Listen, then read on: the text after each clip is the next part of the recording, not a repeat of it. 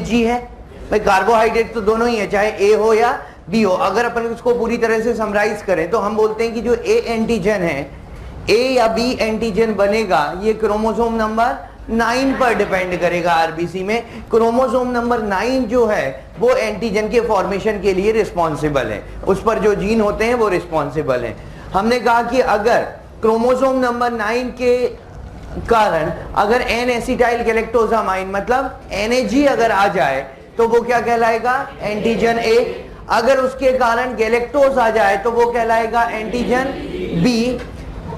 और उसमें अगर NAG और गैलेक्टोज दोनों आ जाए तो हम कहेंगे ए बी ब्लड ग्रुप है।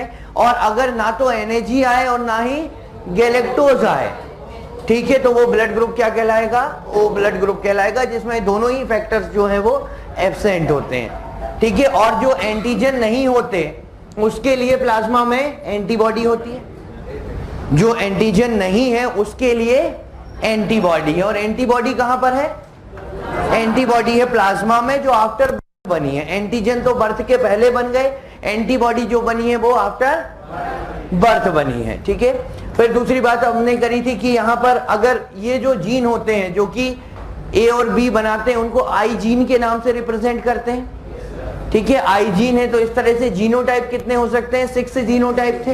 ए के लिए 2 हो सकते हैं कि दोनों या तो IA हो या IAIO हो। बी के लिए या तो IB हो या IBIO हो। जब भी हमको प्रोबेबिलिटी निकालनी है ब्लड ग्रुप्स की तो हम IAIO या IBIO लेके चलेंगे, मतलब हेटेरोजाइगस कंडीशन लेकर चलेंगे। ए बी की एक ही कंडीशन होती है, एक ए बना रहा होगा दूसरा बी बना रहा होगा। ओ की भी एक ही कंडीशन होती है कि दोनों कुछ नहीं बना रहे होंगे। ठीक है, तो यहां पर अपन ये ब्लड ग्रुप्स के बारे में पढ़ा। फिर अपन ने देखा RH एंटीजन। RH एंटीजन क्या है, पेप्टाइड नेचर के होते हैं। ए और बी एंटीजन जो है वो तो कार्बोहाइड्रेट है, तो उनके लिए जो एंटीबॉडीज बनती हैं वो IgM टाइप की होती हैं, और IgM प्लासेंटा को क्रॉस नहीं कर सकती। लेकिन अगर अपन RH एंटीजन की बात करें जो बेसिकली डी एंटीजन है, RH एंटीजन बेसिकली कौन सा एंटीजन है, डी एंटीजन है, वो प्रोटीन है नेचर में। और प्रोटीन या पेप्टाइड अगर एंटीजन हो तो उसके लिए जो एंटीबॉडी बनती है वो IgG टाइप की होती है। अगर इनके लिए एंटीबॉडीज की बात करें तो कौन सी है, IgG। और IgG में दिक्कत यह है कि ये प्लासेंटा को क्रॉस कर सकती है। इसलिए हमने कहा कि मदर अगर नेगेटिव है और फीटस अगर पॉजिटिव है तो फर्स्ट डिलीवरी पे क्या होगा, वो पॉजिटिव नेगेटिव मिक्स करेगा। तो मदर की जनरली हम ब्लड ट्रांसफ्यूजन में बोलते हैं कि कोई नया एंटीजन नहीं आना चाहिए, जो है वो आ जाए चलेगा, कम आ जाए चलेगा, नहीं आए तो भी चलेगा, लेकिन कोई नया एंटीजन नहीं आना चाहिए। क्योंकि नया एंटीजन आया तो क्या होगा, बॉडी का इम्यून सिस्टम जो है उसके लिए एंटीबॉडी बनाएगा और साथ ही साथ मेमोरी सेल्स भी बना देगा। तो यहां पर RH फैक्टर में क्या होता है, अगर मदर के पास RH नहीं है, RH नहीं है मतलब RH नेगेटिव है, और फीटस जो है वो RH पॉजिटिव है। अगर दोनों का ब्लड मिक्स हो गया तो मदर में RH आ गया। फर्स्ट चाइल्ड बर्थ के टाइम पर मदर में क्या आ गया, RH आ गया। तो RH के लिए जो एंटीबॉडी बनी मदर ब्लड में, उसने RH को तो मार दिया जितने RH थे, लेकिन दिक्कत यह है वो IgG टाइप की बनी, उसके लिए मेमोरी स्टोर हो गई। अब IgG टाइप की बनी है, इस कारण से वो प्लासेंटा को क्रॉस कर सकती है। अगर अगला चाइल्ड भी RH पॉजिटिव हुआ तो ये एंटीबॉडी क्रॉस करके आएगी प्लासेंटा को, और ये RH को मारने के लिए है एंटीबॉडी। और फीटस की तो सारी RBC पर क्या बैठा हुआ है, सारी RBC पर RH बैठा है, मतलब सारी RBC को डिस्ट्रॉय करेगी। RBC डिजेनरेट होंगी तो एनीमिया होगा, RBC के टूटने से हीमोग्लोबिन भी टूटेगा, जिससे जॉन्डिस हो जाएगा, क्योंकि बाइल पिगमेंट ज्यादा बनेंगे। तो उसको प्रिवेंट करने के लिए हम क्या करते हैं, मदर को एंटी RH एंटीबॉडी के इंजेक्शन पहले ही दे देते हैं, जिससे मदर का इम्यून सिस्टम उस RH को ना पहचाने और हम खुद एंटीबॉडी देकर उस RH को खत्म कर दें। तो जो बाहर से एंटीबॉडी दी है उसकी मेमोरी सेल्स नहीं बनेंगी, तो अगले चाइल्ड में जाने के लिए उसके पास कुछ नहीं होगा। तो अगला चाइल्ड क्या होगा, सेफ होगा, मतलब अगले चाइल्ड में वही रिएक्शन होगी जो फर्स्ट में होने वाली थी। तो ये अपन ने RH फैक्टर के बारे में पढ़ा था, जिसमें रोगेम या रोलिन के इंजेक्शन दिए जाते हैं, जिसमें एंटी RH एंटीबॉडी होती है, जो मदर का इम्यून सिस्टम एंटीबॉडी बनाए उससे पहले ही हमने एंटीबॉडी दे दी। जिससे RH खत्म हो गया, मदर का इम्यून सिस्टम एक्टिवेट ही नहीं हो पाया, पहचान ही नहीं पाया। जब वो एक्टिवेट नहीं होगा, पहचान नहीं पाएगा, तो उसके लिए कोई भी एंटीबॉडी या मेमोरी सेल्स नहीं बनाएगा। हमने जो आर्टिफिशियल एंटीबॉडी दी है वही एंटीबॉडी उस RH को खत्म कर देंगी। तो ये बेसिक ब्लड ग्रुप्स के बारे में अगर अपन बात करें तो ये कॉन्सेप्ट थे इसमें। एक तो अपन बात करते हैं यहां पर ब्लड क्लॉटिंग के बारे में। नेक्स्ट अपन बात कर रहे हैं ब्लड क्लॉटिंग।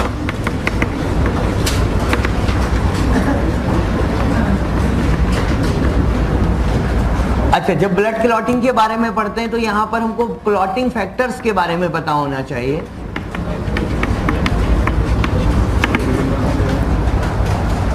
कि क्लॉटिंग फैक्टर्स क्या होते हैं। क्लॉटिंग फैक्टर्स टोटल कितने हैं?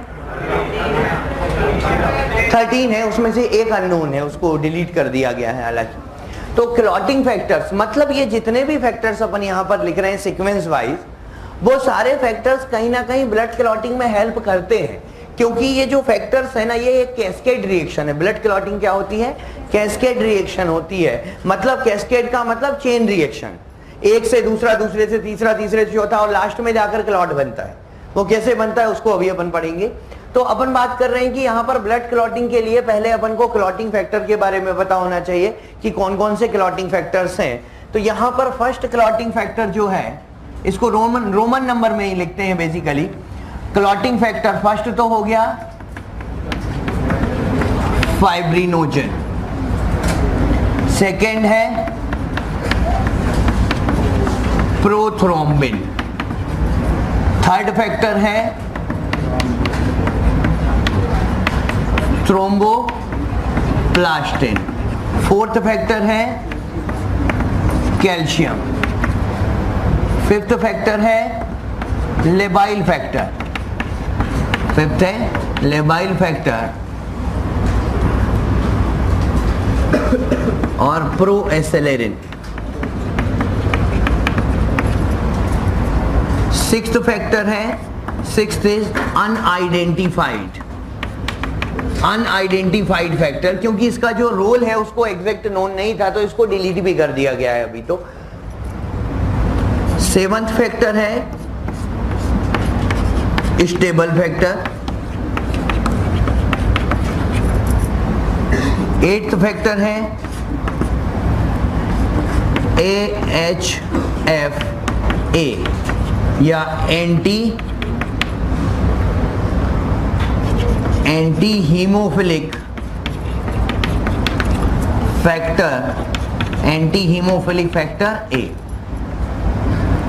नाइन्थ फैक्टर है AHF anti hemophilic factor B, या इसको हम कहते हैं, इसी को कहा जाता है क्रिसमस फैक्टर। ठीक है, 9।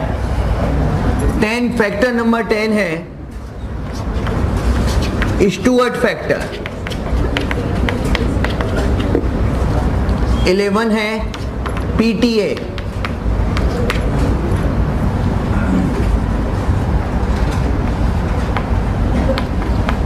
प्लाज्मा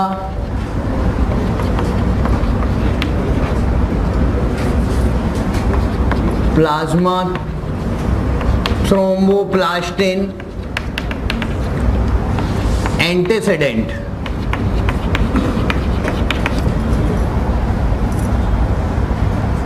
12th है हैगमैन फैक्टर और 13 है फिब्रिन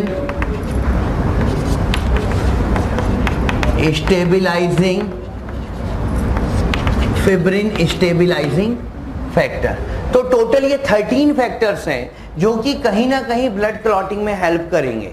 अच्छा, इसमें अगर कोई भी फैक्टर की डेफिशिएंसी हो जाए, यहां पर देखना, अगर इसमें कोई भी फैक्टर की डेफिशिएंसी हो जाए तो ब्लड क्लॉटिंग प्रॉपरली नहीं होगी, ब्लड क्लॉटिंग प्रॉपर नहीं होगी। चाहे कोई भी फैक्टर हो, चाहे कैल्शियम की डेफिशिएंसी हो जाए तब भी ब्लड क्लॉटिंग प्रॉपर नहीं होगी। ठीक है, AHF hemophilia A, hemophilia B होता है ना, हीमोफीलिया ए में कौन सा फैक्टर नहीं बनता? Factor number 8। हीमोफीलिया बी में कौन सा फैक्टर नहीं बनता? हीमोफीलिया बी, मतलब कोई भी एक फैक्टर कम हो जाए, उस डिसीज का नाम अलग अलग दे सकते हैं। अगर मान लो क्रिसमस डिसीज बोल रहे हैं, क्रिसमस डिसीज हो गई, मतलब कौन सा फैक्टर नहीं बन रहा? फैक्टर नंबर 9 नहीं बन रहा, फैक्टर नंबर 9, मतलब नाम अलग अलग अपन दे सकते हैं उसको, लेकिन सबका रिजल्ट एक ही होगा कि ब्लड क्लॉटिंग प्रॉपर नहीं होगी। इसको याद रखने के एक दो तरीके हैं, अगर आप वो एक दो सेंटेंस को याद रख लो, उनमें से एक से किसी ना किसी से याद हो जाता है ये। जैसे अगर बात करें इसमें,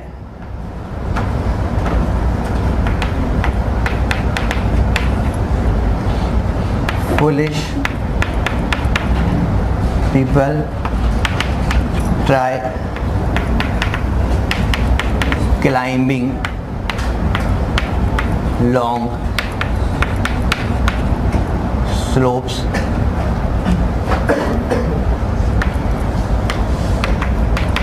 after Christmas. Some people have fallen. एक तो ये सेंटेंस है, अगर इसको याद रख लो आप तो ठीक है। Foolish people try climbing long slopes but after Christmas some people have fallen. ठीक है, इससे याद रख सकते हो। Foolish F से क्या? फाइब्रिनोजिन, P से क्या? प्रोथ्रोम्बिन, T से क्या? थ्रोम्बोप्लास्टिन, क्लाइंबिंग C से क्या? कैल्शियम, लॉन्ग L से क्या? लेबाइल, S से क्या? ये तो अनआइडेंटिफाइड हो गया, इसको छोड़ दो। S क्या? स्टेबल, A से क्या? HFA, Christmas, Christmas factor. S से फिर क्या? स्टुअर्ट, पीपल, P से क्या? PTA, हैव H से क्या? हैगमैन फैक्टर, F से क्या? Fibrin stabilizing factor. तो एक तो इससे याद रख सकते हो। दूसरा इसको याद रखने का तरीका है, दो में से कोई एक सेंटेंस याद रख लेना। दूसरा है fresher party,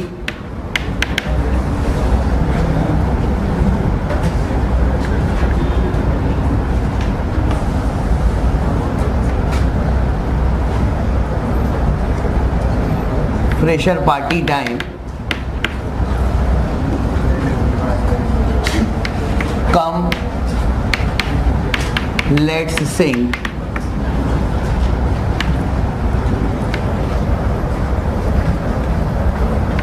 also call seniors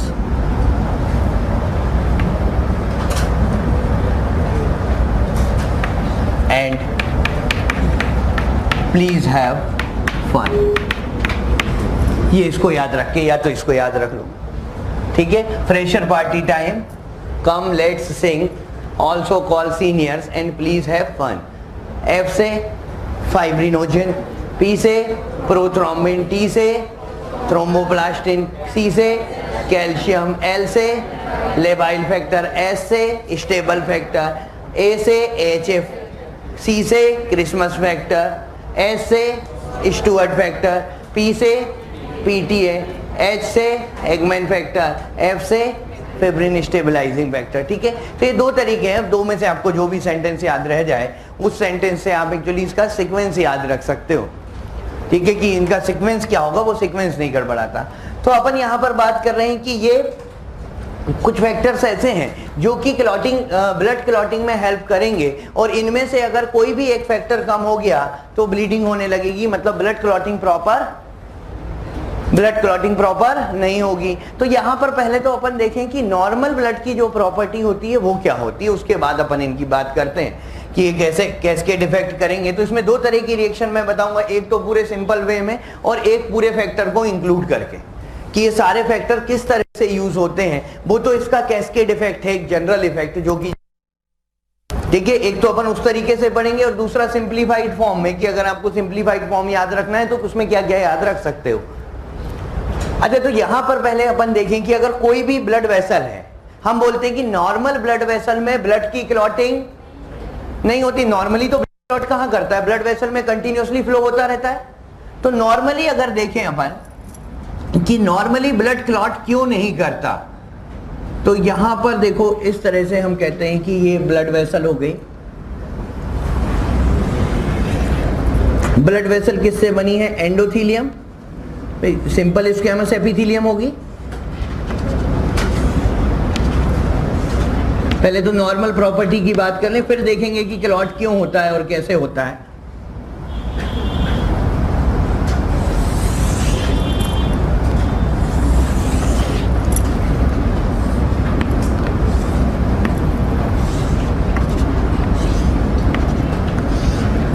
तो पहले तो अपन इस तरह से देखते हैं, ये क्या हो गई यहां पर एंडोथीलियम, इसके अंदर ब्लड फ्लो हो रहा होगा। भाई नॉर्मल ब्लड वेसल की बात करें तो इसमें एंडोथीलियम है, एंडोथीलियम के अंदर ब्लड फ्लो हो रहा है। ये इसकी बेसमेंट मेम्ब्रेन है, जिसमें से बेसमेंट मेम्ब्रेन के नीचे वाली लेयर पे कोलेजन फाइबर होंगे ना। यहाँ पर बेसमेंट मेम्ब्रेन तो पढ़ी है ना, 2 लेयर से मिलकर बनती है, बेसल लेमिना और रेटिकुलर लेमिना। भाई बेसमेंट मेम्ब्रेन की 2 लेयर होती हैं और दोनों हालांकि आपस में जुड़ी होती हैं। अपन ने इसको इस तरह से बनाया जरूर है, बट ये आपस में क्या है, ये आपस में इंटरकनेक्टेड है। इनकी अगर अपन बात करें तो ये आपस में क्या रहेंगी, यहाँ पर चलो इसको नहीं बता, इसको इंटरकनेक्टेड है बेसिकली, ठीक है। इसमें ये वाली तो कौन सी हो गई, अंदर वाली तो बेसल लेमिना और नीचे वाली रेटिकुलर लेमिना। बेसमेंट मेम्ब्रेन ये अपन टिश्यू में पढ़ते हैं, जब एपिथेलियल टिश्यू पढ़ते हैं कि basement membrane is made up of 2 layers. एक तो हो गई बेसल लेमिना, दूसरी हो गई रेटिकुलर लेमिना। ये जो बेसल लेमिना है और ये रेटिकुलर लेमिना, इस रेटिकुलर लेमिना में कोलेजन फाइबर्स होते हैं, तो ये बेसमेंट मेम्ब्रेन है, ठीक है। और ये एंडोथीलियम है जो कि ब्लड वेसल की इनर लाइनिंग बना रही है, ठीक है, कैपिलरी की वॉल बना रही है और अंदर ब्लड फ्लो हो रहा है। तो पहले तो अपन बात करें इनमें ऐसा क्या है कि नॉर्मली ब्लड क्लॉट नहीं होने देती। भाई जैसे ही अगर ब्लीडिंग हुई, हमारे बॉडी में पर डे कई थाउजेंड्स ऑफ कट लगते रहते हैं, लेकिन वो थाउजेंड्स ऑफ जो कट लगते हैं उन सब कट में से ब्लड बाहर निकल के नहीं आता। ब्लड तो बाहर निकल के तब आता है जब कोई कट बड़ा हो जाता है, अदरवाइज तो बॉडी में कई थाउजेंड्स ऑफ कट लग रहे हैं लेकिन ब्लड फ्लो तो बाहर की तरफ नहीं हो रहा। क्यों नहीं हो रहा, क्योंकि उस समय आके प्लेटलेट प्लग बन जाता है। जो प्लेटलेट्स होती हैं वो क्लॉटिंग में हेल्प करती हैं, ये हम सबको पता है कि ब्लड सेल्स में अगर प्लेटलेट्स को ले लें तो वो कहीं ना कहीं क्लॉटिंग में हेल्प करती हैं। कैसे करती हैं, तो वो प्लेटलेट प्लग बना लेती हैं, जहां पर डैमेज हुआ ना वहां पर आके क्या हो जाएंगी, वहां पर आके एक्यूमुलेट हो जाएंगी। मतलब अपन इस तरीके से बात कर रहे हैं, अगर जैसे कि ये ब्लड वेसल है, अब ब्लड वेसल में कहीं पर भी कट लग गया, सपोज यहाँ कट लग गया, तो यहां से ब्लीडिंग नहीं होने लगेगी इमीडिएटली। यहां पर आके क्या बन जाएगा, यहां पर जो प्लेटलेट्स हैं वो क्या बना लेंगी अपना, यहां पर प्लेटलेट्स अपना प्लग बना लेंगी, जिसको क्या बोलते हैं हम, प्लेटलेट प्लग, जहां पर भी कट लगा, ठीक है। तो अब नॉर्मली तो अपन बोलते हैं कि नॉर्मली तो ऐसा कुछ नहीं होता, नॉर्मली तो प्लेटलेट आके एग्रीगेट कहीं नहीं करती। भाई अगर नॉर्मल बात करें तो प्लेटलेट कहीं इकट्ठी नहीं होती, नॉर्मल तो ब्लड फ्लो के साथ प्लेटलेट भी फ्लो करती रहती है, वो एग्रीगेशन उनका नहीं होता। लेकिन जैसे ही इंजरी हुई और वहां पर प्लेटलेट प्लग बन गया, भाई जैसे ही इंजरी हुई, तो बात यहां पर यह है कि इंजरी में ऐसा क्या हुआ कि प्लेटलेट प्लग बना, उसकी अपन बात कर रहे हैं कि जब इंजरी हुई तो इंजरी के समय ऐसा क्या हो गया कि एकदम से प्लेटलेट प्लग बन गया और नॉर्मली नहीं बना। तो नॉर्मली क्या होता है, नॉर्मली देखो, फिर इसको अपन आगे जाके समराइज करेंगे। नॉर्मली ये जो एंडोथीलियल सेल्स होती हैं, एंडोथीलियल सेल्स सीक्रेट करती हैं NO, ये आपने पढ़ा होगा नाइट्रिक ऑक्साइड, ये अपन ह्यूमन रिप्रोडक्शन में भी ये वाली बात आती है। तो नॉर्मली तो एंडोथीलियल सेल्स क्या सीक्रेट करती हैं, नाइट्रिक ऑक्साइड। दूसरा ये सीक्रेट करती हैं PG, प्रोस्टाग्लैंडिन्स। प्रोस्टाग्लैंडिन्स भी पढ़े ह्यूमन रिप्रोडक्टिव सिस्टम में, अगेन प्रोस्टाग्लैंडिन मसल कॉन्ट्रैक्शन के लिए रिस्पॉन्सिबल होते हैं। और तीसरा ये सीक्रेट करती है ADP डीफॉस्फेटेजेस, ADP डीफॉस्फेटेजेस। ये 3 चीजें यहां से निकली। क्या क्या निकला, नाइट्रिक ऑक्साइड, दूसरा PG का मतलब यहां क्या है, मतलब यहां पे अपन ने जो NO लिखा है, NO is nitric oxide, PG क्या है, प्रोस्टाग्लैंडिन्स। ये प्रोस्टाग्लैंडिन्स केमिकल्स होते हैं जो अपन एंडोक्राइन सिस्टम में भी पढ़ते हैं, जिनको लोकल हार्मोन्स कहते हैं। कहा एंडोथीलियम से nitric oxide, PG means prostaglandins और ADP डीफॉस्फेटेजेस। अच्छा ये तीनों ही जो है ना,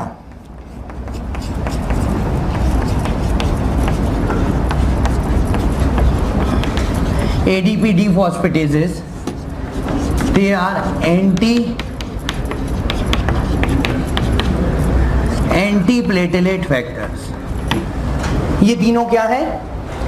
एंटी प्लेटेलेट फैक्टर है. एंटी प्लेटेलेट का मतलब क्या है? ये प्लेटेलेट को दूर रखेंगे. मतलब अगर जो अपन बोल रहे हैं यहां पर प्लेटेलेट, इन प्लेटेलेट्स को ये रिपेल करेंगे. सीधी सी बात ये है. हम बोल रहे हैं ना कि प्लेटेलेट नॉर्मली कोगुलेट या उसका क्लॉट क्यों नहीं बनता प्लेटेलेट का? क्योंकि एंडोथीलियम से ये 3 फैक्टर रिलीज हो रहे हैं. ये तीनों ही क्या है? एंटी प्लेटेलेट फैक्टर हैं. और एंटी प्लेटेलेट फैक्टर होने के कारण ये प्लेटेलेट को यहां पर एग्रीगेट, मतलब वॉल के आसपास कहीं पर भी एग्रीगेट नहीं होने देंगे, इसको रिपेल करेंगे. तो ये तो हर एंडोथीलियम सेल से रिलीज कर रही है, हर एंडोथीलियल सेल से बन रहे हैं. तो प्लेटेलेट क्या होती जा रही है? रिपेल होती जा रही है. कहीं पर भी उसका एग्रीगेशन, कहीं पर भी इसका एग्रीगेशन नहीं होगा. एक बात तो ये हो गई. दूसरी बात यहां पर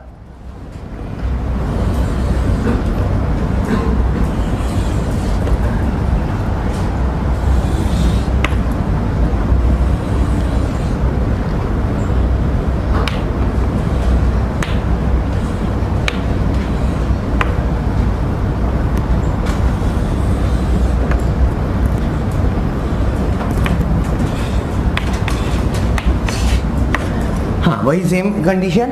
दूसरी बात यहां पर जो एंडोथीलियल सेल्स हैं, आपने सुना होगा कि एंटीकोगुलेंट होता है. एंटीकोगुलेंट कौन सा है?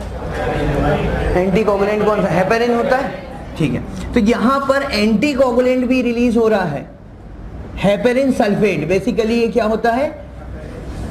ये जो एंटीकोगुलेंट है, अपन इसको इस तरह से H से लिखते हैं. ये कौन सा एंटीकोगुलेंट है? Heparin sulphate.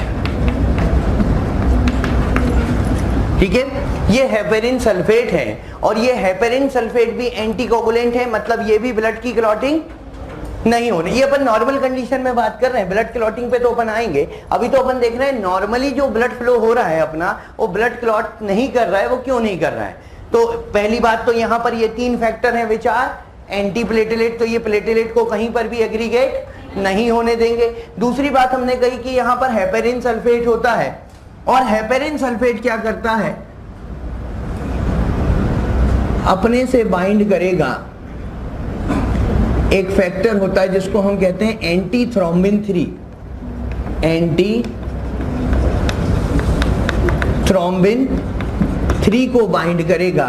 और ये जो एंटी थ्रोम्बिन 3 है, पहली बात तो आपको नाम से समझ में आ रहा होगा, थ्रोम्बिन, जो थ्रोम्बिन फैक्टर होता है, थ्रोम्बोप्लास्टिन या थ्रोम्बिन, इसको इनएक्टिवेट करेगा.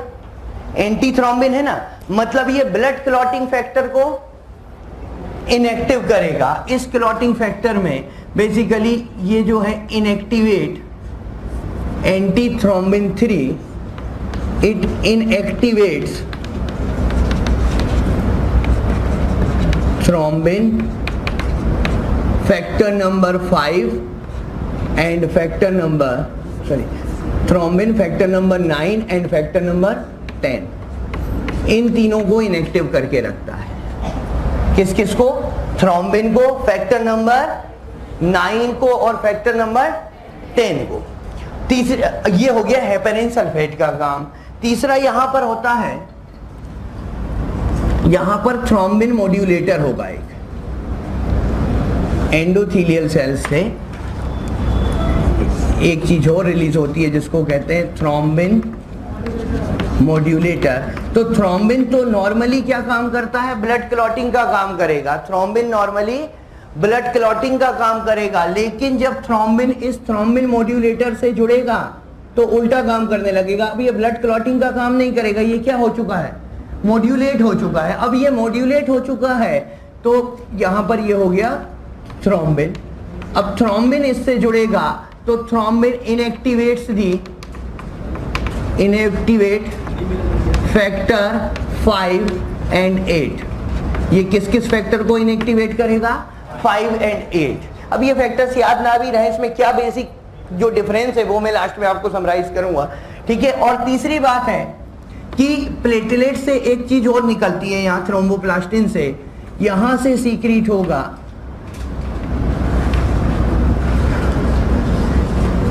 प्लाज्मिनोजन ये लिवर बनाता है। प्लाज्मिनोजन किससे प्रोड्यूस हुआ? लिवर से। और प्लाज्मिनोजन को इन एंडोथेलियल सेल्स ने कन्वर्ट कर दिया प्लाज्मिन में। प्लाज्मिनोजन किस में कन्वर्ट हो गया? प्लाज्मिन में। And plasmin is fibrin cutter.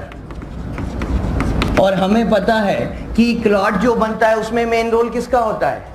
भाई क्लॉट जो बन रहा है वो मेनली किसके कारण बन रहा है? फाइब्रिन के कारण। और ये क्या होता है? प्लाज्मिन क्या होता है? Fibrin cutter. प्लाज्मिन को बनाता कौन है? लिवर। प्लाज्मिनोजन बनाता है लिवर। और ये जो एंडोथेलियल से कुछ फैक्टर्स निकलते हैं वो इसको किस में कन्वर्ट कर देते हैं? प्लाज्मिन में। और प्लाज्मिन इज फाइब्रिन कटर, मतलब ये फाइब्रिन को डिपॉजिट नहीं होने देगा, कट करता रहेगा। तो ये बेसिकली 4 चीजें हैं जो कि हमारे नॉर्मल ब्लड सर्कुलेशन में हो रही है, जिसके कारण से ब्लड क्लॉट नहीं कर रहा है। क्या क्या है? पहला तो अपन ने देखा यहां पर कि ये 3 फैक्टर रिलीज हो रहे हैं, नाइट्रिक ऑक्साइड, प्रोस्टाग्लैंडिन और एडीपी डीफॉस्फेटेजेस एंजाइम। ये तीनों कहलाते हैं एंटी प्लेटलेट, मतलब ये प्लेटलेट को इस तरह से एग्रीगेट, प्लेटलेट का एग्रीगेशन नहीं होने देंगे। एक बात तो ये। दूसरी बात हमने कहा यहाँ हेपेरिन सल्फेट होता है। हेपेरिन सल्फेट भी रोकता है। कैसे रोकता है? एंटी थ्रोम्बिन 3 को अपने से बाइंड करता है। और एंटी थ्रोम्बिन 3 जो है फैक्टर नंबर थ्रोम्बिन 9 और 10 को इनएक्टिवेट करता है। फिर हमने कहा थ्रोम्बिन मॉड्यूलेटर भी बनाती है एंडोथेलियल सेल्स। थ्रोम्बिन मॉड्यूलेटर से किससे आके क्या जुड़ता है? थ्रोम्बिन। तो ये थ्रोम्बिन मॉड्यूलेट हो जाता है, मतलब ब्लड क्लॉट करने की जगह उल्टा क्लॉटिंग को रोकने लगता है। भाई नॉर्मली तो थ्रोम्बिन ब्लड क्लॉट करेगा, लेकिन यहां पे क्लॉट नहीं करेगा। क्या करेगा? रोकेगा। भाई ये है ना प्रोथ्रोम्बिन, किस में कन्वर्ट होगा? थ्रोम्बिन में। तो थ्रोम्बिन तभी तो क्लॉट बनेगा। लेकिन यहां पर ये थ्रोम्बिन क्लॉट बनाने की जगह और क्या कर रहा है? क्लॉटिंग को रोक रहा है, क्योंकि ये किससे जाकर जुड़ गया है? थ्रोम्बिन मॉड्यूलेटर से। और लास्ट बात, जो एंडोथेलियल सेल के जो सब्सटेंस होते हैं वो प्लाज्मिनोजन को किस में कन्वर्ट कर देते हैं? प्लाज्मिन में। प्लाज्मिनोजन लिवर बनाता रहता है, लेकिन ये इसको किस में कन्वर्ट करे होते हैं? ये उसको कन्वर्ट करे रहते हैं प्लाज्मिन में। और प्लाज्मिन इज फाइब्रिन कटर। और फाइब्रिन का नेटवर्क ही क्या होता है? ब्लड क्लॉट होता है। फाइब्रिन के नेटवर्क से ही ब्लड क्लॉट बनेगा। और यहाँ पे ये तो फाइब्रिन कटर है, मतलब फाइब्रिन को कहीं पर भी इकट्ठा नहीं होने देगा। तो यहां पर अब बेसिकली देखो, ये जितना अभी तक पढ़ा, ये तो अपन ने ये बात करी कि हमारे नॉर्मल ब्लड सर्कुलेशन में ब्लड फ्लो कैसे हो रहा है, फिर क्लॉट कैसे हो रहा है, वो अभी अपन बात करते हैं। तो एक तो आपको ये फैक्टर्स याद रखने, मेन तो आपको ये फैक्टर्स याद होने चाहिए। और फैक्टर्स में भी आप अगर फर्स्ट, सेकंड, थर्ड और फोर्थ तो इंपॉर्टेंट है, इसके अलावा फैक्टर नंबर 9 और फैक्टर नंबर 12, ये फैक्टर इंपॉर्टेंट है। अगर आपको पूरे याद नहीं भी हो रहे हैं तो एटलीस्ट इन फैक्टर के नाम तो याद रखो, ठीक है। अगर ये याद रख लिए तो नीट में तो आपका काम चल गया 100%, ठीक है। अगर आपको इस स्टेटमेंट 2 लिखे हैं उससे पूरे याद रह रहे हैं तो बहुत अच्छी बात है। अगर याद नहीं भी रहते हैं तो 1, 2, 3, 4 तो एटलीस्ट याद रखने हैं। और 9, क्योंकि ये पूछ लेते हैं कई बार क्रिसमस डिसीज कौन से फैक्टर की डेफिशिएंसी से होती है, तो हमें पता होना चाहिए फैक्टर नंबर 9। और एक और इंपॉर्टेंट फैक्टर आ जाता है हैगमैन फैक्टर। अगर आप इतने तो आपको याद रखने ही रखने हैं एटलीस्ट, अगर पूरे याद नहीं भी हो रहे तो नीट में तो आपका 100% काम चल गया। हाँ, नीट के अलावा एम्स, जिपमर, इनमें काम नहीं चलेगा, इनमें तो पूरा याद रखना पड़ेगा, लेकिन नीट में आपका 100% का काम चल जाएगा, ठीक है। दूसरी बात, अब ये जो आगे अपन ने बात पढ़ी है, यहाँ पर आगे अपन बात पढ़ रहे हैं यहाँ पर कि ये जो क्लॉटिंग है वो क्यों नहीं हो रही है, इसको आप सिंपली याद रखो। पहली बात तो इनको ये 3 तो याद रख लो, ये 3 एंटीप्लेटलेट होते हैं। फिर यहाँ पर क्या होता है? हेपेरिन सल्फेट होता है। फिर क्या होता है? थ्रोम्बिन मॉड्यूलेटर होता है। और फिर क्या होता है? प्लाज्मिन होता है। ये सारे क्लॉटिंग को रोकते हैं, इतना याद रखो। वो कैसे रोकते हैं वो नहीं भी समझ में आ रहा तो कोई दिक्कत नहीं है, अगर आ गया तो बहुत अच्छी बात है, और नहीं आ रहा तो याद इतना तो रखना है कि nitric oxide, prostaglandin, ADP phosphatases antiplatelet हैं।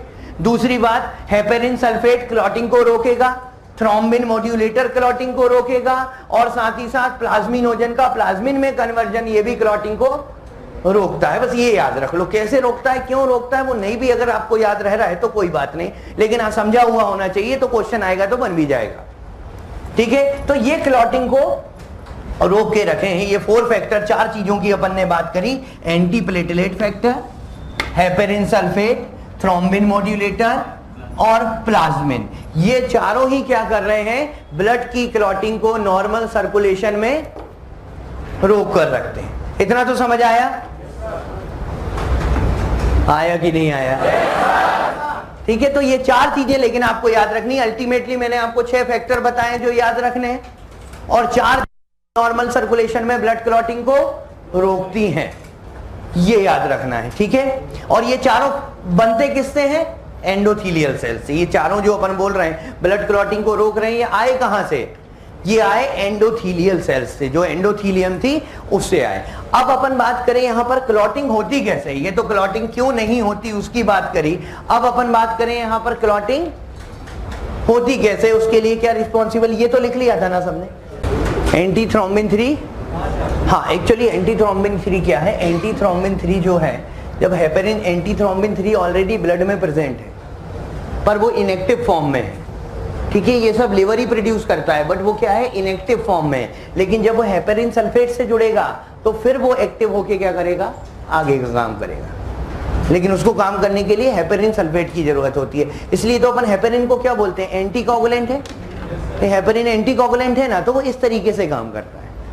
कंटिन्यू करते हैं। ठीक है, तो ये 4 फैक्टर तो याद रह जाएंगे ना, 4 फैक्टर तो याद रह जाएंगे। एंटी प्लेटलेट फैक्टर में मेन तो आप ये याद रख लो, इसी का काम ज्यादा है, nitric oxide. Anti platelet factor में क्या हो गया, मेनली नाइट्रिक, बोल लो तो याद हो जाएगा। हाँ, एंटी प्लेटलेट फैक्टर में नाइट्रिक ऑक्साइड। दूसरा फैक्टर कौन सा हो गया, हेपेरिन सल्फेट। थर्ड कौन सा हो गया, थ्रोम्बिन मॉड्यूलेटर। फोर्थ कौन सा हो गया, प्लाज्मिन। ये चारों फैक्टर एंडोथीलियल सेल्स के कारण बन रहे हैं, और ये इस कारण से ब्लड की क्लॉटिंग ब्लड वेसल में नहीं हो पा रही। अब हम बात करते हैं जब ब्लड क्लॉट होता है तो क्या होता है।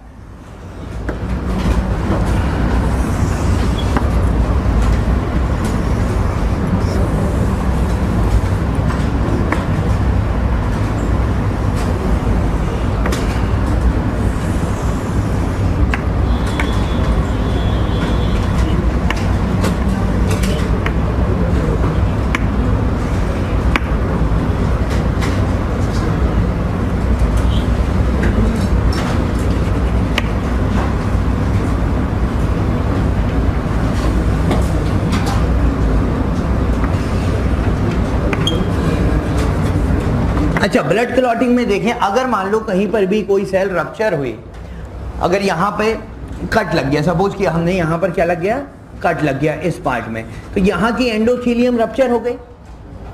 यहाँ की एंडोथीलियम क्या हुई, रप्चर हुई।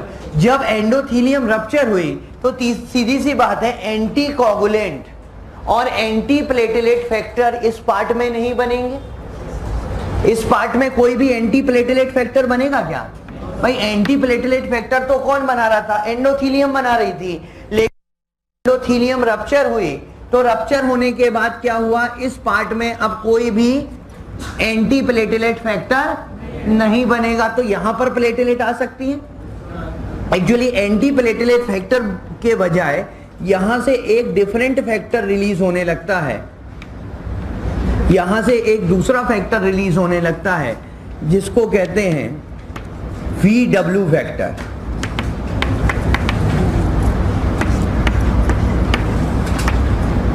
वॉन ब्लेब्रांड फैक्टर, ये फैक्टर रिलीज होता है। और ये फैक्टर क्या करता है, एडेशन ऑफ प्लेटलेट। भाई एंटी प्लेटलेट फैक्टर तो बंद हो गया, और एंटी प्लेटलेट फैक्टर की जगह यहां पर क्या बनने लगा, VW फैक्टर। और VW फैक्टर क्या करेगा, यहां पर जो रप्चर्ड एंडोथीलियम होती है ये VW फैक्टर निकालेंगी, और ये VW फैक्टर किसको अट्रैक्ट करेगा, VW फैक्टर अट्रैक्ट करेगा किसको, प्लेटलेट को। तो यहां पर ये क्या बन जाएगा, प्लेटलेट प्लग बन जाएगा। यहां पे क्या बन गया, प्लेटलेट प्लग। मतलब वहां से जो इनिशियल स्टेज में ब्लीडिंग होने वाली थी, वो ब्लीडिंग तो क्या हो गई, रुक गई। लेकिन ये स्टेबल नहीं होता, ये एक सेमी सॉलिड मास होता है जो कि ज्यादा स्टेबल नहीं है। अगर इस पे ज्यादा प्रेशर पड़ेगा ना तो ये प्लेटलेट प्लग जो है वो वहां से अलग हो जाएगा। तो इसके लिए क्या जरूरी है, प्रॉपर क्लॉटिंग हो, भाई इमीडिएट रिस्पॉन्स तो ये हो गया कि प्लेटलेट प्लग बन गया, चलो ठीक है, लेकिन ये प्लेटलेट प्लग स्टेबल तो नहीं है। अब इसको स्टेबल करने के लिए जरूरी है कि यहां पर एक प्रॉपर क्लॉट बन जाए, प्रॉपर क्लॉट की जरूरत है। तो उसकी अब अपन बात करते हैं। अपन ने अभी तो बात करी कि प्लेटलेट प्लग क्यों बना। नॉर्मली तो जो एंडोथेलियल सेल से एंटी प्लेटलेट फैक्टर निकलते हैं जो कि प्लेटलेट को दूर भगाते हैं, लेकिन जैसे ही एंडोथेलियम रप्चर हुई वो एंटी प्लेटलेट फैक्टर बनना क्या हो गए, बंद हो गए, और अब जाके प्लेटलेट वहां पर एग्रीगेट हो जाती हैं। उसके लिए फैक्टर रिस्पॉन्सिबल है वॉन विलिब्रेंट फैक्टर। याद रहे तो ठीक, नहीं याद रहे तो भी ठीक, ठीक है। लेकिन अल्टीमेटली बात यह है कि अगर एंडोथेलियम रप्चर हुई तो वहां से एंटी प्लेटलेट फैक्टर बनना बंद हो गए। अब सब जगह पर तो एंटी प्लेटलेट फैक्टर बन रहा है, एक पर्टिकुलर जगह पर एंटी प्लेटलेट फैक्टर नहीं बन रहा है, तो प्लेटलेट वहां से आकर चिपक जाएंगी, और प्लेटलेट वहां से आकर चिपक गई तो क्या बन गया, प्लेटलेट प्लग बन गया। लेकिन ये प्लेटलेट प्लग कैसा है, टेम्पररी है। ये प्लेटलेट प्लग ज्यादा मजबूत नहीं है, ये टेम्पररी है। ज्यादा देर तक ब्लड प्रेशर इस पे पड़ता रहा ना तो ये तो निकल जाएगा, ज्यादा देर तक इस पे ब्लड प्रेशर पड़ता रहा तो ये तो हट जाएगा। तो जरूरी क्या है, यहां पे प्लेटलेट प्लग के बाद क्या बन जाए, ब्लड क्लॉट बने, यहां पर ब्लड क्लॉट बने। तो वो ब्लड क्लॉट कैसे बनता है अब अपन उसकी बात करते हैं कि प्लेटलेट प्लग तो बनेगा, उसके बाद ब्लड क्लॉट कैसे बनेगा। उसकी दो मैकेनिज्म बता रहा हूं, एक तो जो कि एक्चुअल में कैस्केड इफेक्ट, जिससे आपको समझ में आएगा कि हाँ कैस्केड हो रहा है, और दूसरा अपन उसका एक समराइज फॉर्म पढ़ेंगे जो कि आपके नीट के लिए सफिशिएंट है, ठीक है। तो दो तरीके से अपन बात करते हैं, क्योंकि अगर डायरेक्ट समराइज फॉर्म बता दिया तो फिर कहोगे बाकी के फैक्टर कहां गए, उसमें तो केवल 4 फैक्टर यूज होंगे, 1 2 3 और 4, लेकिन होते तो सारे यूज हैं। तो पहले तो अपन उसकी एक मैकेनिज्म देखते हैं कि किसने किसको एक्टिवेट किया, बस ये याद रखने वाली बात है। ये तो हो गया ना, इस यहां पर जो लिखा है, तो इसके दो पाथवे चलते हैं बेसिकली। यहां पर ब्लड क्लॉटिंग के दो पाथवे चलेंगे। जब भी कोई एक तो होगा इंट्रिंसिक पाथवे, एक है इंट्रिंसिक पाथवे और दूसरा है एक्सट्रिंसिक पाथवे। अब ये दो पाथवे की अपन बात करेंगे, इंट्रिंसिक और एक्सट्रिंसिक। इंट्रिंसिक पाथवे क्या होता है, जैसे ही यहां पे कोलेजन फाइबर रप्चर हुए, ये कोलेजन फाइबर थे ना भाई, नीचे वाली लेयर में कौन से फाइबर थे, कोलेजन फाइबर। कोलेजन फाइबर जब डैमेज होते हैं, कोलेजन फाइबर जब डैमेज हुए या सरफेस एक्सपोजर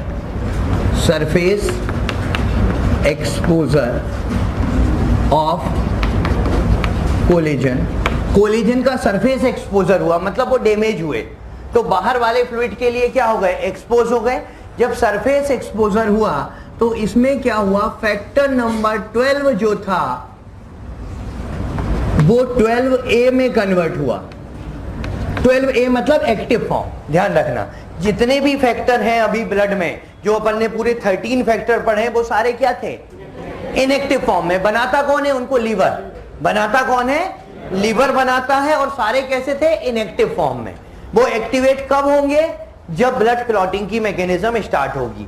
ब्लड क्लॉटिंग की मैकेनिज्म कब स्टार्ट होगी, जब एक तो ये कोलेजन फाइबर एक्सपोज होंगे, एंडोथेलियम के कोलेजन फाइबर एक्सपोज हुए, तो 12 किस में कन्वर्ट हो गया, 12A में। इस 12A ने 11 को कन्वर्ट किया, 11 को कन्वर्ट किया किस में, 11A में। वही एक्टिवेट फॉर्म A मतलब एक्टिव कर दिया। 11 ने क्या किया, 9 को, फैक्टर नंबर 9 को कन्वर्ट किया 9A में। 9A ने क्या किया, 9A 10 को कन्वर्ट किया 10A में।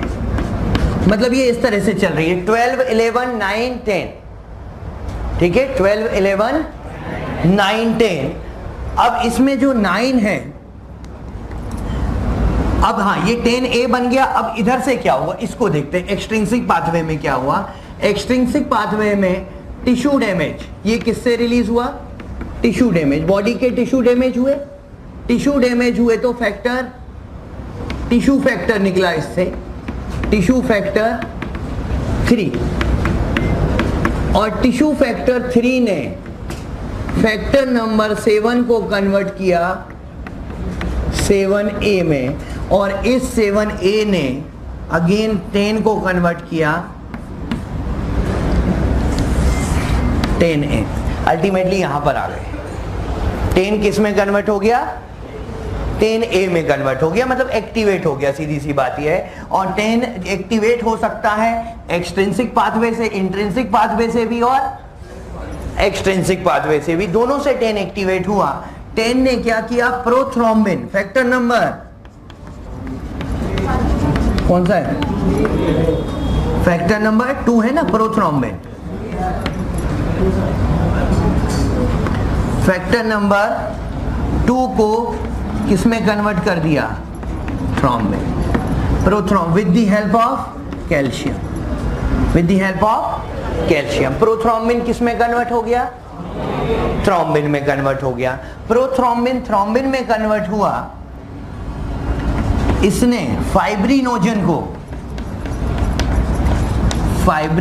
को, जो कि ब्लड सॉल्युबल है। फाइब्रिनोजन कैसा होता है? ब्लड सॉल्युबल होता है, ब्लड में सॉल्युबल है, इसको कन्वर्ट कर दिया किस में? फाइब्रिन में। फाइब्रिन कैसा है? Blood insoluble.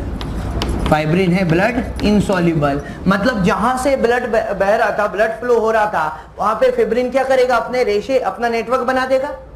फिब्रिन वहां पर क्या करेगा? वो पूरी तरह से अपना नेटवर्क बना देगा, और इस नेटवर्क को स्टेबलाइज करने का काम, अच्छा, थ्रोम्बिन ने एक काम और किया है, 13 को 13A में भी कन्वर्ट किया है। फैक्टर नंबर 13 को 13A में भी कन्वर्ट किया है, और जब इस 13A आया यहां पर, और 13A ने इस फिब्रिन को स्टेबलाइजिंग फिब्रिन में कन्वर्ट कर दिया, स्टेबलाइजिंग फिब्रिन, मतलब यहां पे फिब्रिन का नेटवर्क बन गया, ये इस तरह से, ये फिब्रिन का पूरा क्या बन गया? क्रॉस लिंक बन गया, ये नेटवर्क बन गया। यहां पर फिब्रिन इस तरह से था, स्केटर्ड था, इनसॉल्युबल तो हो गया था, लेकिन कैसा था? बिखरा हुआ था। जब फैक्टर नंबर 13 ने इस पर काम किया, तो ये फिब्रिन आपस में क्या हो गए? जुड़ गए, और फिब्रिन का क्या बना दिया इन्होंने? नेटवर्क बना दिया। इसको हम कहते हैं स्टेबलाइजिंग फिब्रिन। और इस फिब्रिन के साथ डेड सेल्स आकर जुड़ती जाएंगी, स्टेबलाइजिंग फिब्रिन, इसमें ब्लड में जो डेड सेल्स है ना, वो आकर जुड़ती जाएंगी, डेड सेल्स, और इसी को हम क्या कहेंगे? इसी को हम क्या बोलते हैं? ब्लड क्लॉट बोलते हैं। मतलब यहां पर अल्टीमेटली हो क्या रहा है? देखो कि एक फैक्टर दूसरे फैक्टर को एक्टिवेट करते जा रहा है। इसको अपन चेन रिएक्शन कह रहे हैं, कि एक फैक्टर ने दूसरे फैक्टर को एक्टिवेट किया। हाँ, तो देखो यहां पर देखो, समझना कोई बहुत बड़ी बात नहीं है, वो अभी आपको लग रहा होगा ऐसा। इसमें बेसिकली हुआ क्या है यहां पर? एक तो हमने कहा जैसे ही किसी पार्ट में इंजरी हुई तो क्या बना? प्लेटलेट प्लग बना। क्यों बना? क्योंकि प्लेटलेट, एंटी प्लेटलेट फैक्टर वहां से गायब हो गए, तो प्लेटलेट प्लग तो बन गया। लेकिन प्लेटलेट प्लग तो बहुत छोटे लेवल पे काम करेगा, और दूसरी बात परमानेंट नहीं होता, वो तो थोड़ी देर में हट भी जाएगा। उसके लिए क्लॉटिंग होना जरूरी है। अब क्लॉटिंग के लिए 2 पाथवे चलेंगे, एक तो इंट्रिंसिक और दूसरा एक्सट्रिंसिक। मतलब एक तो एंडोथेलियम डैमेज हुई और दूसरे टिश्यू डैमेज हुए, यही बोल सकते हैं ना। एक तो एंडोथेलियम डैमेज हुई और दूसरा टिश्यू डैमेज हुए। एंडोथेलियम डैमेज हुई तो ये कोलेजन फाइबर और प्लेटलेट का सरफेस एक्सपोजर हो गया, ये प्लेटलेट भी सरफेस पे एक्सपोज हो गई और कोलेजन फाइबर भी एक्सपोज हो गए। ठीक है, तो कोलेजन एंड प्लेटलेट भी यहां पर लिख लो, ये प्लेटलेट। ठीक है, अब यहां पर क्या हुआ?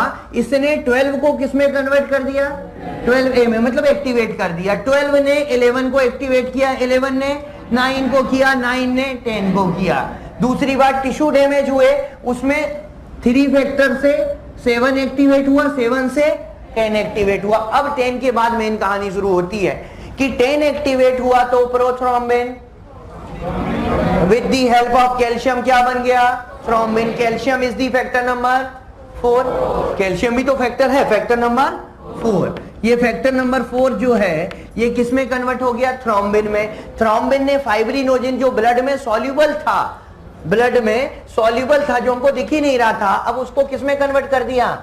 इनसॉल्युबल फिब्रिन में। इनसॉल्युबल फिब्रिन फैक्टर नंबर 13 की हेल्प से जुड़ गए और उन्होंने अपना क्या बना लिया? नेटवर्क बना लिया। और यही नेटवर्क जो है इनसे डेड सेल्स आकर, ब्लड में जो भी डेड सेल्स है वो आकर चिपकने लगी, जुड़ने लगी, उस जाल में फंसने लगी। और ये फिब्रिन प्लस डेड सेल्स क्या होता है? इसी को हम क्या बोल रहे हैं? क्लॉट कह रहे हैं। ठीक है, मतलब ये पूरी तरह से एक चेन रिएक्शन चल रही है ना, इसी को हम क्या बोलते हैं? इसी को हम बोलते हैं कैस्केड इफेक्ट। ये पूरा जो अपन ने नीचे पढ़ा हुआ है ये क्या है? ये है कैस्केड इफेक्ट। कैस्केड इफेक्ट मतलब जहां पर एक दूसरे को एक्टिवेट करता है, दूसरा तीसरे को, तीसरा चौथे को, इस तरह से एक्टिवेशन के बेसिस पर चल रही है और लास्ट में जाके क्या बन रहा है? ब्लड क्लॉट बन रहा है। अगर अपन इसका एक सिंप्लीफाई फॉर्म देखें, ये हो गया ना इस साइड वाला, स्टार्टिंग ही 3 से हुई ना। शुरू के 4 फैक्टर का तो मेजर रोल है, मैं वही बोल रहा हूं। अभी इसका जब समराइज फॉर्म में आपको बता रहा हूं, उसमें शुरू के 4 फैक्टर का बड़ा मेजर रोल है। आप इसको हालांकि याद रखना अगर चाहते हो तो इसको सीधा सा याद रख सकते हो। 12 से 9, 9 से सॉरी 12 से 11, 11 से 9, 9 से 10, 10 से 2 हो गया भाई। प्रोथ्रोम्बिन थ्रोम्बिन में कन्वर्ट हुआ ना, 10 से 2, 2 से fibrinogen is the factor number, fibrinogen is the factor number 1। ठीक है, 2 से 1। और यहां से फैक्टर नंबर 3 से 7 और 7 से फिर ये आ जाएगा 10 to 1।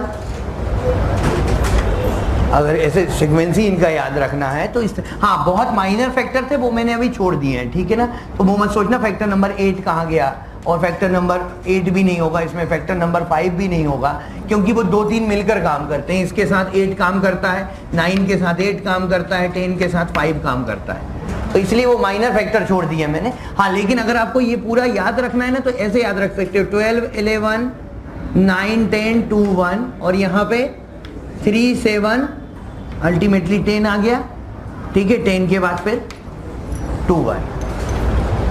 अगर इनके सीक्वेंस याद रखने में इंटरेस्टेड हो अगर, और नहीं हो तो मैं एक इसका बहुत छोटा सा फॉर्म बता देता हूं आपको, जो मेनली आपको याद रखना, लेकिन उससे आपको कैस्केड इफेक्ट समझ नहीं आएगा। कैस्केड इफेक्ट इसी से समझ आता है कि कैस्केड इफेक्ट है क्या। और बाकी हाँ, जिपमर वगैरह में कई बार क्वेश्चन पूछा हुआ है, फैक्टर नंबर 10 को कौन एक्टिवेट करता है, जो लेकिन अभी बताऊंगा फॉर्म, उसमें आपको पता ही नहीं चलेगा कि 10 को किसने एक्टिवेट किया। ठीक है, फैक्टर नंबर 10 पे कई बार क्वेश्चन आया है कि फैक्टर नंबर 10 को कौन कौन एक्टिवेट करता है। ये 2-3 साल पहले एम्स में भी पूछा हुआ है, फैक्टर नंबर 10 को एक्टिवेट कौन करता है, तो हमें पता है फैक्टर नंबर 9 और फैक्टर नंबर 7। अगर हम इंट्रिंसिक पाथवे की बात करें तो फैक्टर नंबर 9 10 को एक्टिवेट करेगा, और एक्सट्रिंसिक पाथवे की बात करें तो फैक्टर नंबर 7 10 को एक्टिवेट करेगा। दोनों ही 10 को एक्टिवेट करते हैं। अच्छा, इसका अगर बहुत सिंपल फॉर्म देखो तो आप सीधे सीधे ये बोल सकते हो, प्लेटलेट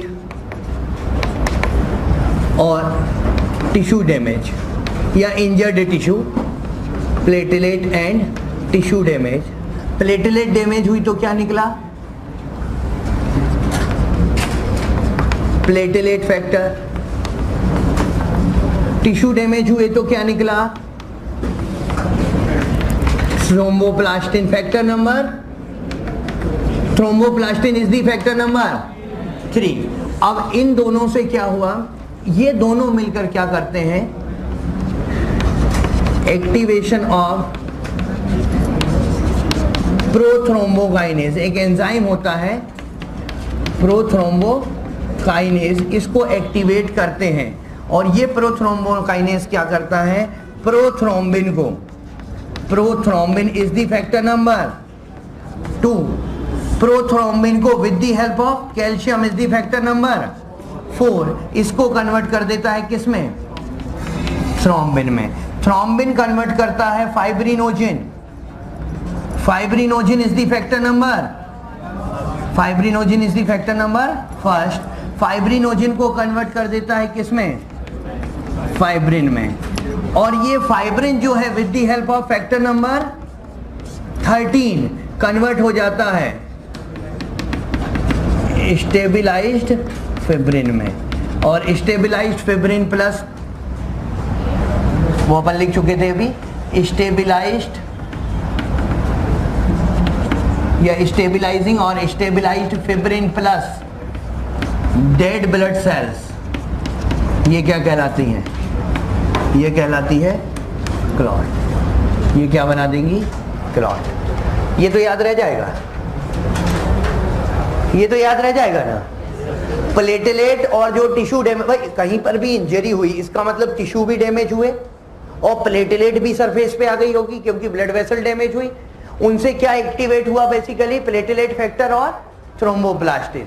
इनने क्या किया, एक एंजाइम का एक्टिवेशन किया प्रोथ्रोम्बोकाइनेज का, जिसने प्रोथ्रोम्बिन को थ्रोम्बिन बना दिया with the help of calcium, और प्रोथ्रोम्बिन ने फाइब्रिनोजिन को फाइब्रिन बना दिया। फाइब्रिनोजिन ब्लड में सॉल्युबल था, फाइब्रिन तो क्या है, इनसॉल्युबल है, तो उसके फाइबर्स अलग अलग हो गए, अब वो ब्लड में सॉल्युबल नहीं रहे। और फैक्टर नंबर 13 ने क्या किया, उन फाइब्रिन को आपस में जोड़ दिया, तो जोड़ने से उसका क्या बन गया, नेटवर्क बन गया। और उसी नेटवर्क में जब ब्लड फ्लो होता रहेगा बाहर की तरफ, तो जो डेड सेल्स हैं उस ब्लड के साथ वो उस नेटवर्क में चिपकती रहेंगी, फंसती रहेंगी, और वही फाइब्रिन और डेड सेल्स मिलकर क्या बना देंगी, वही फाइब्रिन और डेड सेल्स मिलकर जो है वो ब्लड क्लॉट बना देंगे। तो इस तरह से ब्लड की क्लॉटिंग हो रही है।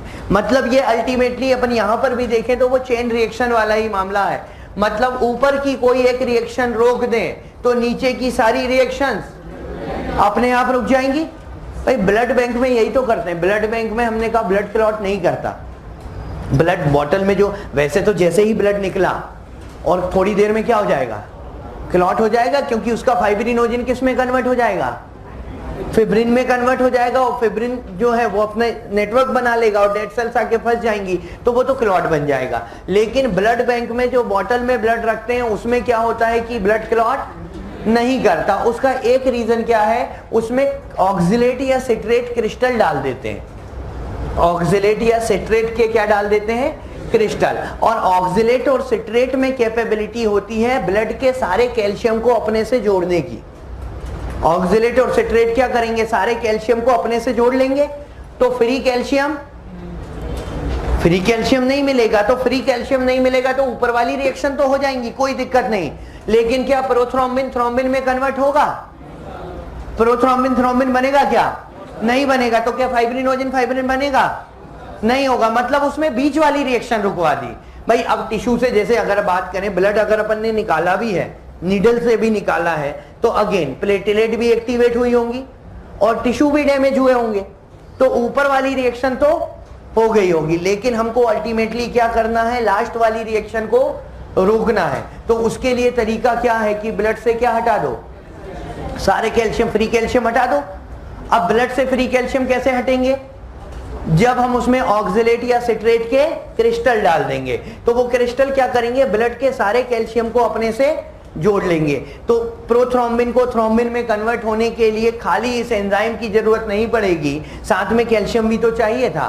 अब हमने कैल्शियम मतलब फैक्टर नंबर 4 को तो गायब करवा दिया, फ्री कैल्शियम को तो हटा दिया, तो अब प्रोथ्रोम्बिन थ्रोम्बिन में कन्वर्ट नहीं होगा, तो आगे की रिएक्शन भी अपने आप क्या होगी, रुक जाएगी, तो ब्लड क्लॉट नहीं करेगा। तो ये कैस्केड रिएक्शन के का बेनिफिट है कि हम ऊपर वाली कोई भी रिएक्शन रोक दें तो नीचे वाली सारी रिएक्शंस अपने आप ही रुक जाती हैं। ठीक है,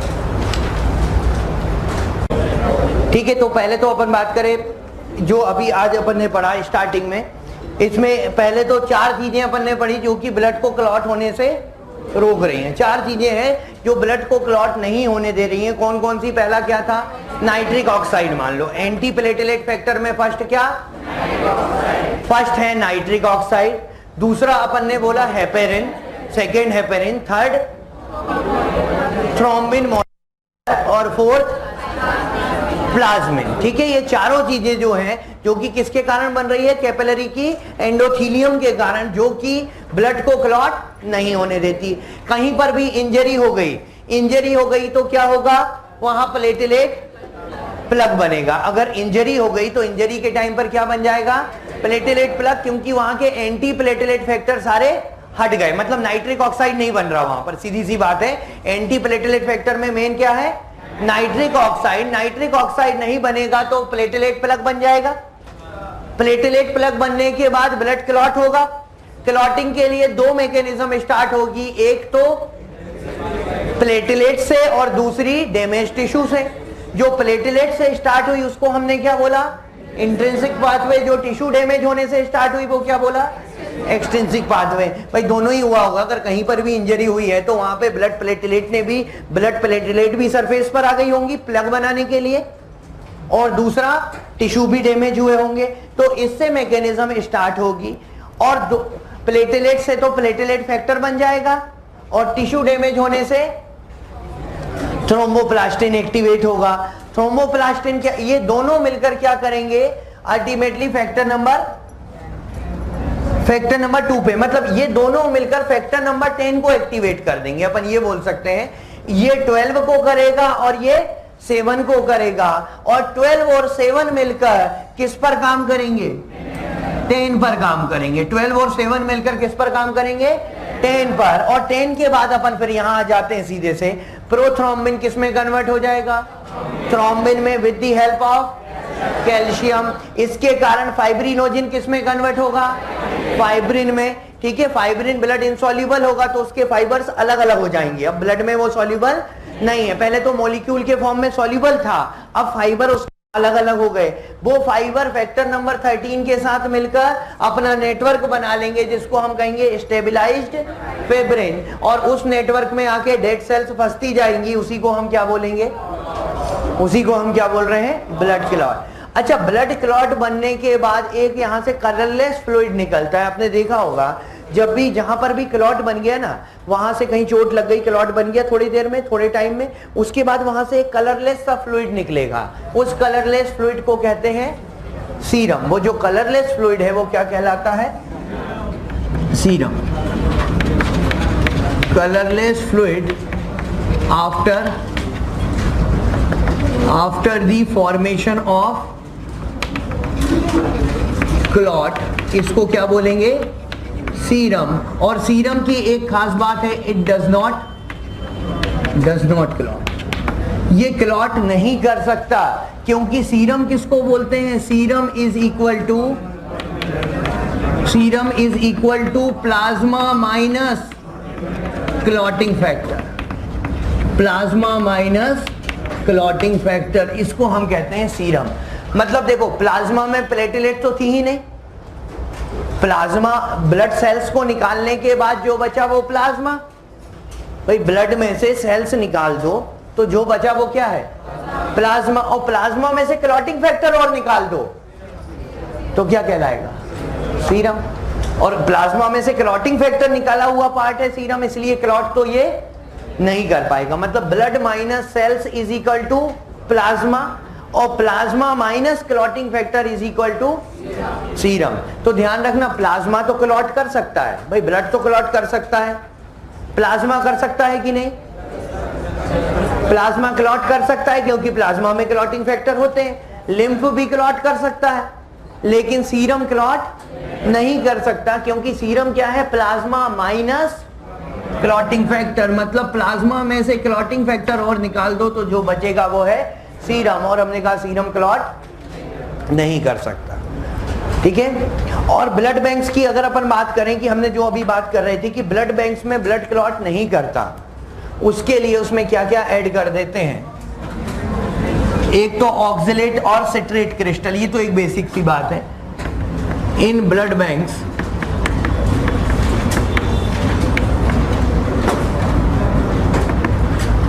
क्या क्या करेंगे,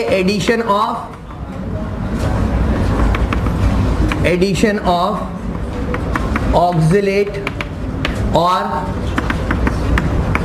सिट्रेट क्रिस्टल्स। पहली बात तो ऑक्जेलेट या सिट्रेट के क्रिस्टल मिला देंगे ब्लड में, ये क्या करेगा, पूरे कैल्शियम को अपने से बाइंड कर लेगा। तो ब्लड में ये वाली रिएक्शन के लिए तो कैल्शियम होगा ही नहीं, इस रिएक्शन के लिए फैक्टर नंबर 4 तो अनअवेलेबल हो जाएगा, फ्री कैल्शियम मिलेंगे ही नहीं, तो आगे ब्लड क्लॉट नहीं करेगा। लेकिन इसके साथ और इसके टेम्परेचर को जो है वो 4 डिग्री पे रख देते हैं, 4 डिग्री सेंटीग्रेड टेम्परेचर पे रखते हैं ब्लड बैंक में ब्लड को। क्यों? जिससे अगर मान लो थोड़ा बहुत कैल्शियम बच भी जाए तब भी जो एंजाइम्स होते हैं, ये एंजाइम देखा ना कौन सा, प्रोथ्रोम्बोकाइनेज, ये एंजाइम इतने कम टेम्परेचर पे काम नहीं करेगा, तो थोड़ा बहुत कैल्शियम मिल भी जाएगा तब भी प्रोथ्रोम्बिन थ्रोम्बिन में कन्वर्ट नहीं होगा, क्योंकि इतने लो टेम्परेचर पे एंजाइम काम नहीं करेगा। और तीसरी बात यहां पर EDTA भी मिला देते हैं। EDTA क्या है? थाइलिन डाइएमीन टेट्रा एसिटिक एसिड, ये भी मिला देंगे। इसको मिलाने से क्या होगा? हाँ, ये भी क्या है, कैल्शियम बाइंडिंग एफिशिएंसी को, मतलब कैल्शियम को हटा देगा वहां से। ठीक है, तो मतलब ये सारी चीजें ब्लड बैंक्स में कर देते हैं कि पहली बात तो ऑक्जेलेट सिट्रेट क्रिस्टल मिला देंगे जो कैल्शियम को बाइंड कर ले, टेम्परेचर को कम रखेंगे जिससे थोड़े बहुत कैल्शियम अवेलेबल हो तब भी एंजाइम वर्क ना करे, वो प्रोथ्रोम्बोकाइनेज एंजाइम की वर्किंग को रोक देंगे। और तीसरी बात EDTA मिला देंगे, ये भी क्या करेगा, ये कैल्शियम के साथ मिलकर कॉम्प्लेक्स बना देगा, अगेन फ्री कैल्शियम को वहां से हटा देगा। तो इस कारण से जो ब्लड बैंक्स में ब्लड रखे जाते हैं उनका ब्लड क्लॉट नहीं करता। और नॉर्मली जब हम ब्लड निकालते हैं तो वो कुछ ही मिनटों में क्या हो जाएगा, क्लॉट हो जाएगा, लेकिन वो वाला ब्लड क्लॉट नहीं होता। तो उसके ये रीजन है।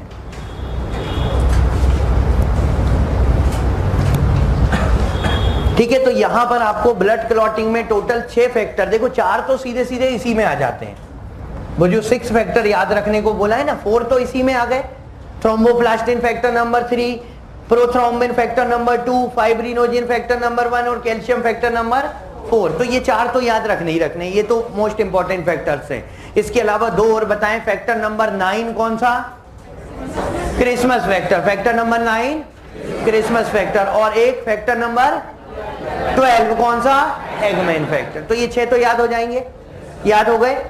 फैक्टर नंबर 1 कौन सा, fibrinogen, factor number 1 fibrinogen, factor number 2 prothrombin, factor number 3 thromboplastin, factor number 4 calcium, factor number 9 Christmas और फैक्टर नंबर 12 एगमैन फैक्टर। बस ये 6 फैक्टर याद रख लो। ठीक है, अच्छा, एंटी प्लेटलेट एजेंट में इंपॉर्टेंट एजेंट कौन सा है, nitric oxide. Anti platelet agent में important nitric oxide. Anti coagulant में हेपेरिन, एंटी कोगुलेंट में heparin and thrombomodulator, thrombin modulator, heparin and thrombin modulator and और फाइब्रिन को कट करने के लिए प्लाज्मिन। तो फाइब्रिन को कट करने वाला तो यहां भी काम आएगा। जब एक बार क्लॉट बन गया, आपको पता है एक बार नेटवर्क बन गया, ठीक है, क्लॉट बन गया, अब उसमें फाइब्रिन जम गया वहां पे, थोड़े दिन बाद क्या होगा, वो क्लॉट डिसॉल्व हो जाएगा। थोड़े दिन के बाद वो क्लॉट हमेशा परमानेंट तो नहीं रहता ना, वो क्लॉट धीरे धीरे क्या होने लगेगा, डिसॉल्व। क्यों? क्योंकि फाइब्रिन को काटने वाला कोई आ जाएगा वहां पे, और फाइब्रिन को काटने वाला कौन है, प्लाज्मिन अगेन। तो क्लॉट डिसॉल्विंग में किसका कौन हेल्प करेगा, वही सेम प्लाज्मिन की अपन बात कर रहे थे। तो यहां पर क्लॉट डिसॉल्व करने में हेल्प करता है प्लाज्मिन। क्लॉट डिसॉल्व कौन करवाएगा, प्लाज्मिन करवाएगा। ठीक है, तो ये फाइब्रिन कटर होता है, वो अपन ने वहां पे भी पढ़ लिया था। ठीक है, तो ये तो हो गया क्लॉट से रोकने वाले। अब अपन ने बात की है इंजरी हुई, इंजरी हुई तो क्या हुआ, सबसे पहले प्लेटलेट प्लग बना। इंजरी हुई तो क्या हुआ, सबसे पहले प्लेटलेट प्लग बना। प्लेटलेट प्लग बनने के बाद इंट्रिंसिक पाथवे और एक्सट्रिंसिक पाथवे। इंट्रिंसिक पाथवे किसके कारण, मेनली प्लेटलेट के सरफेस एक्सपोजर के कारण। ठीक है, पहले प्लेटलेट अंदर थी, अब प्लेटलेट सरफेस पे आ गई।